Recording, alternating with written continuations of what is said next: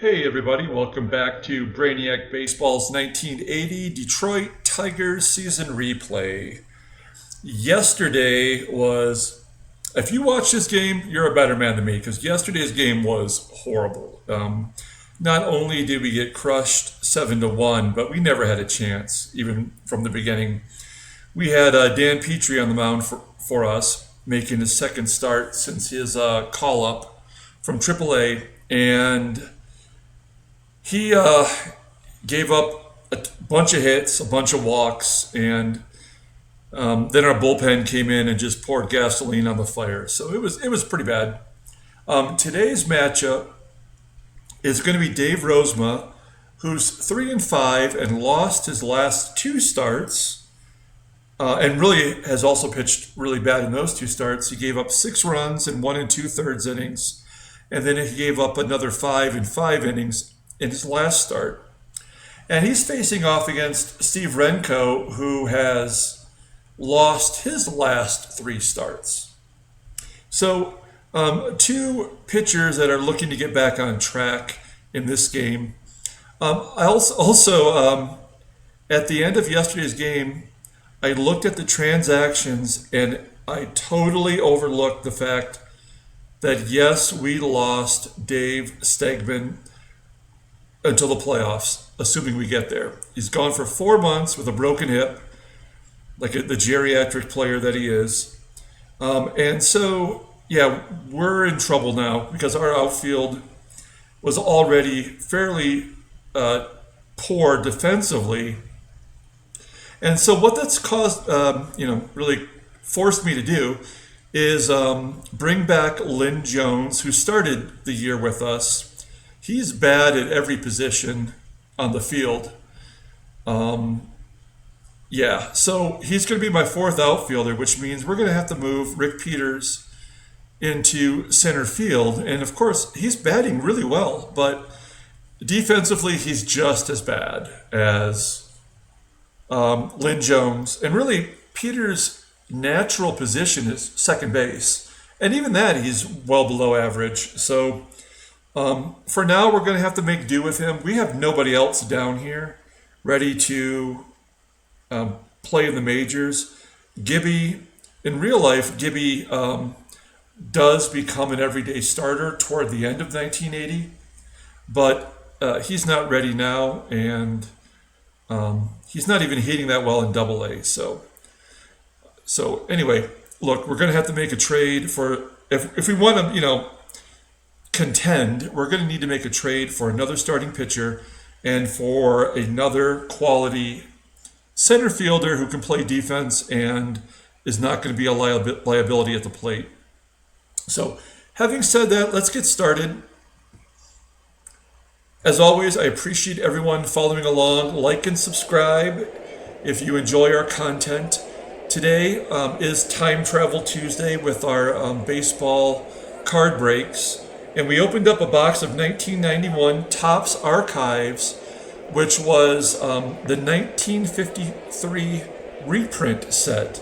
And we were looking for Mickey Mantle and Hank Aaron and Willie Mays and Ted Williams and Yogi Berra. Those are the ones that are valuable in that set. And we did all right, if you want to take a look, please just log into Brainiac Baseball Card Breaks, and you can watch that video.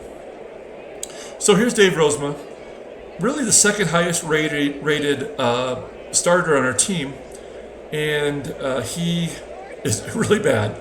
So we're hoping that he gets back on track today. John Hiller is the only reliever that's not going to be available.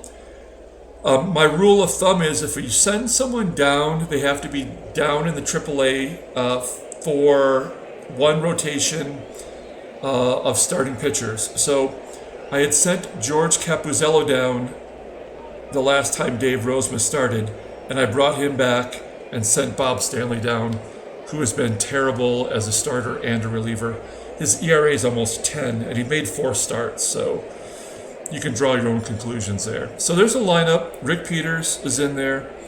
I forgot to mention that Lou Whitaker showed up as tired on our lineup. And so I switched him out and put in Tom Brookins at second base, who'll be making a second start at second base. And I moved Richie Hebner up in the lineup because he has been hitting better of late. So let's get this game going. Play ball! See if we can get back to our winning ways. Joe Morgan has just tore us up in the first two games. He's 2 for 3 against Rozema this year. Make that 3 for 4 as he gets a base hit to right field. And this is probably how it's going to go. I mean, with our poor outfield defense, I'm not really sure what else to do about it. There's another base hit to the right side. So just like Petrie yesterday, first two runners get base hits. And we're forced to contend with the lefties now. Here's the lefty Fred Lynn, I should say. Lynn goes down swinging, so that's the first out. And the first strikeout for Rozema. And that's going to bring up Hall of Famer Jim Rice, who gets a base hit to center. And the first run for Boston is on the board. So, terrible start. We've given up 3 hits. I don't know what to do about Rozema and getting him straightened out. Tony Perez grounds to short. That's going to be a double play. We're going to get out of that one with only giving up 1 run. So, Steve Renko's on the mound. As I mentioned, he's lost his last 3 starts. He's 35 years old and at the end of his reasonably decent career. So maybe we can put some runs on the board and give him his 4th straight loss. Peters flies out to left and Trammell's popping it up on the infield. So we're 2 down already here in the bottom of the first. And Steve Kemp's going to walk. So runner at first for Carlton Fisk. And Fisk walks. So back-to-back walks. Runners at first and second for Gary Hancock, who had an all-around bad game yesterday. He gets a base hit to left. Kemp's going to score, and the game is tied. Hancock had a costly error in right field, and he went 0 for 4. And twice came up with the bases loaded and was unsuccessful. So Parrish walks. It's the 3rd walk in the inning by Renko, and that's going to bring up our number 7 hitter, Richie Hebner, with the bases loaded. And Hebner's going to pop it up on the infield. So a wasted opportunity, but we do get a run on the board and tie the game up. So we head to the top of the second with Yaz batting leadoff and playing DH today. It's going to ground it to Trammell, and that's going to be 1 out. And here's Dave Rader. I pointed this out yesterday, but this guy is batting, he's your catcher. He took over for Fisk, right? And so he's batting .449 with 5 home runs, and this will be his 100th at-bat of the year, this one right here. He's going to ground it to Hebner. That's going to be 2 down. But, I mean, he's crushed us, and it looks like he's taking it to the rest of the American League as well. Paquette flies out to center, and that's going to be the end of the top of the second inning. So JT's leading off against Renko, and that's the 4th walk for Renko. And that's unusual. He's got 26 walks to 40 Ks. So we'll take it. Brookins is terrible. We all know that. So we're going to sacrifice Thompson into scoring position. Brookins lays down the bunt back to the pitcher, and Thompson does advance. So runner at second for Rick Peters. And Peters goes down swinging. So it's 2 down for Trammell, whose batting average is dipped below 280 now. And he strikes out as well. So back-to-back Ks for Renko. And that brings up the number 9 hitter batting leadoff here in the top of the 3rd. Let's bring the infield in. It should be the outfield. There we go. Burleson doesn't have much pop. So we'll bring the outfield in, and he's going to ground out to Jason Thompson at first, and that's going to be 1 down. And here's Joe Morgan, who's, like I said, getting on base, stealing bases, and scoring a lot of runs. He lines out to Kemp for the second out. That's going to bring up Wade Boggs, and he grounds out to short. So a 1-2-3 inning for Rozema, which is sorely needed. We need to get him through 6 if we can. And that brings up Kemp, who walked his first time up. Is he going to drop it in for a hit? Nope. The right fielder is going to catch it. That's going to be Freddie Lynn for the first out. So Carlton Fisk is going to come up, and he's going to fly out to center. So now if Hancock can fly out to left, every outfielder will have a putout. Oh, no, he's going to come through with a base hit over the bag at second, and that's going to be the second hit for the Tigers. And Parrish is up, and it's been a little while since he's had a home run as he grounds out to short. And that'll finish off the third inning. So, top of the fourth, Fred Lynn will be grounding to short, and that's going to be the first out. So one down for Jimmy Rice, and that's going to be the second out as he strikes out swinging. And Tony Perez hits it deep to center. Oh! The Hall of Famer hits a home run to dead center, 456 feet. That's his 7th home run of the year. And Boston takes the lead 2-1. So it's still 2. Oh no! Before I can even say 2 down, Yaz drills it to right center field into the bleachers, and that's back-to-back home runs for Perez and Yaz. So that's his 12th, his team-leading 12th home run. Not bad for a 40-year-old. Looks like he might be in the All-Star game if he keeps hitting it this way. And Dave Rader's going to pop it out to center. So Boston puts 2 on the board with back-to-back home runs, and now we're down 3-1 in the bottom of the 4th. I don't know why the Tigers have such difficulty against some of the bottom feeders.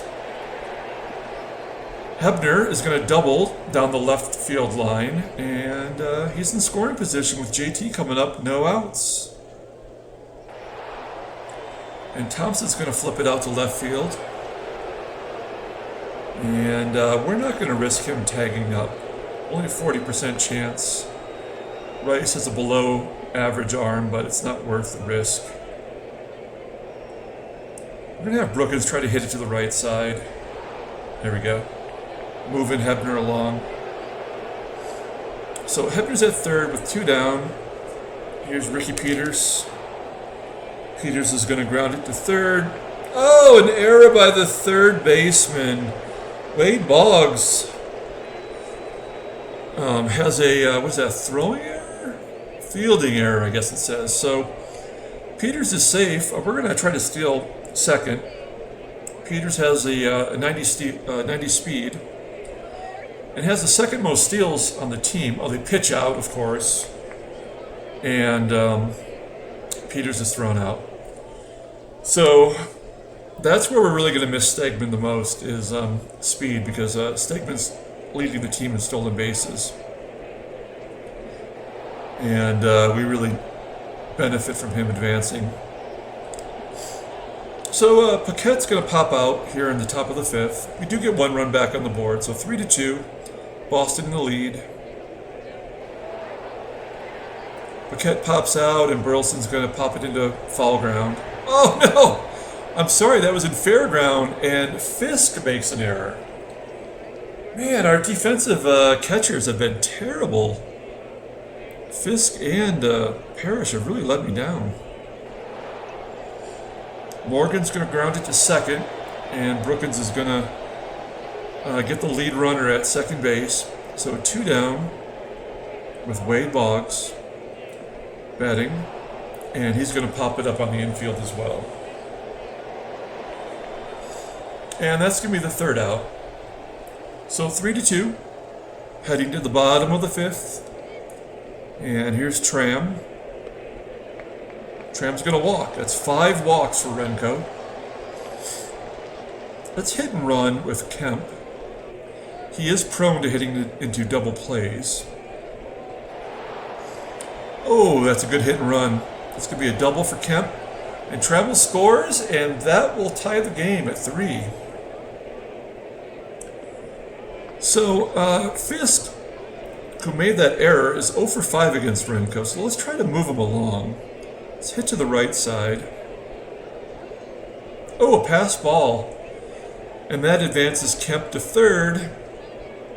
So let's sack fly. Attempt to sack fly, anyway.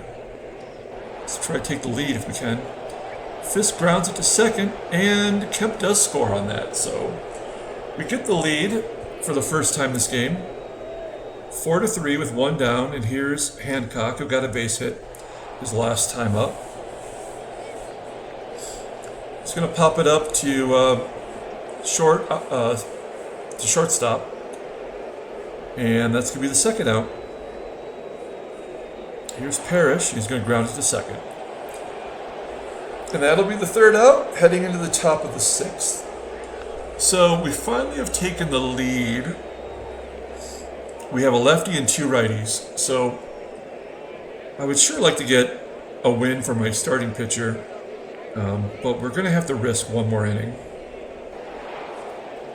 All right, Lynn grounds it to short, and that'll be the 1st out. So that's the one I was most concerned about. Let's see if we can get Rice. Yes, he's going to pop it up to short. That's going to be 2 down. And one way or another, this will be the last batter for Perez. He did hit a home run earlier in the game. And he's going to pop it up on the infield. So that'll be the 3rd out, and Rozema gets through 6. And that was really more than I could ask for from him. So he's going to be coming out for a lefty next inning. Richie Hebner's going to hit it down the left field line. This will be a foul out for the 1st out. So 1 down for JT. Renko is tired at 107 pitches. Thompson's going to get a base hit to right. And we have a runner on 1st for Brookins. So he's made a sacrifice his first 2 times up. I'm going to let him swing away. And he's going to get a base hit to right. Do I want to have Thompson advance? Sure, we have the lead. We're playing from ahead. Oh, Thompson gets thrown out by Freddie Lynn. Bad managerial move. So 2 down. So the base hit by Brookins is wasted. But it wasn't a 3rd out at 3rd, so I feel okay about that. You have to be aggressive. You can't be losing to these poor teams. Peters flies out to left field. That's going to be the 3rd out. So Rozema did an adequate job. We're going to take him out for George Capuzzello, who's been in the minors for the last week, while Bob Stanley was up here at the majors just giving up runs. Yaz is going to ground it to short. That's going to be the 1st out. Here's Dave Rader, who's been held, to no hits. He's grounded out every time. And he grounds out to 1st. So 2 down for Tom Paquette. And Paquette's going to fly out to right. So great job by Capuzzello with a 1-2-3 inning in the 7th. And we head to the bottom of the 7th with a 4-3 lead. Trammell's going to hit it back to Renko for the 1st out. Renko's had 112 pitches. And he hasn't even been effective. I mean, he's had 5 walks. So here's Kemp with 1 down. Kemp's going to get a base hit to right. So runner at 1st. They're sticking with Renko. Let's see if Fisk can give us a big blast. Yes. Base hit to left. Well, we've learned our lesson. We're going to hold Kemp at 2nd. Whoa, they're bringing in Eckersley. who I think is their closer. Keep in mind, Eckersley was a starter all the way up until 1980. I think he was even a starter beyond that, wasn't he? I don't know. I can't remember at this moment, but at least in this game, he's in relief, and he might even be the closer, who comes in here in the 7th. And so Gary Hancock with runners at first and second. And Hancock's going to pop it up to short center. That's going to be the second out. It's going to bring up big wheel. Lance Parrish, who's going to take the third strike looking. And we head to the top of the 8th. Oh boy. Okay, so we're going to bring in Roger Weaver at least to get Burleson out. Weaver's got an 86 rating, which is deceptive because I think he only pitched just a few games in his major league career, but we're not going to complain. Burleson, he gets a base hit. So yeah, every time I compliment a pitcher, they let me down. So we're going to bring in Underwood, not Shotzi. Shotzi's put up a lot of innings and really done well for us, but he has had a couple rough outings. So we're going to bring in Underwood, and we're going to guard the lines. Maybe we can turn 2 against the Speedy Morgan. That's going to be a ground ball to third. They just go to first to get Morgan. So we have the tying runs at second for Wade Boggs.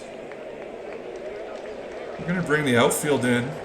This is Wade Boggs' rookie year in this game, but in real life he didn't make it to the majors until 1982. So he's a little ahead of pace. Boggs is going to hit it back to Underwood, and Underwood goes to first to get the second out. And that's going to be 2 down for Fred Lynn, runner at third. Lynn's batting .229 versus lefties. So I like our chances. There we go. So Lynn's going to pop it up into foul ground. That should be the third out. There we go. Bottom of the 8th. Eckersley is still in there. Hebner's going to start the inning, and he's going to ground it to first. 1 down for JT. Batting 8th this game. It's the lowest he's batted in the lineup this year. He's going to fly out to right. And here's Brookins. Got his batting average up to 187 with the base hit in his last at bat. He's going to ground it to Boggs at third, and that'll be the final out of the inning. Okay, well, this is an iffy proposition because Lopez has been terrible in his last couple relief outings, but we've given him a few days off, and let's see what he can do for us. Defensively, I mean, this is all we have to offer, so we're going to count on Lopez. He strikes out Rice. That's a good start. Here is Tony Perez with 1 down. He's going to pop it up. I thought he was going to walk for a moment there. And Thompson's got it in foul ground for the second out. So Yaz, who's batting .381 versus righties. We're going to guard the lines. We don't really want any extra base hits if we can avoid it. And Yaz grounds it to Thompson, and that's it. We're going to get the win. Coming from behind. And oh no! Wilcox is injured. Oh man, now we're really in trouble. He's going to miss a whole month due to a broken finger. Man, that's terrible. That's bad news. We've already got problems. So, we might have a trade offered since the game is taking an extra moment here. Thinking it over. Nope, I guess there's no trade offer. Look at the transactions real quick. Oh, there is a trade though. Wow, there's all kinds of things going on here. So let's take a moment. Robin Yount had a 22-game hitting streak come to an end. It's very impressive. Rusty Staub got his 2,500th hit. Le Grand Orange. And then there was a trade.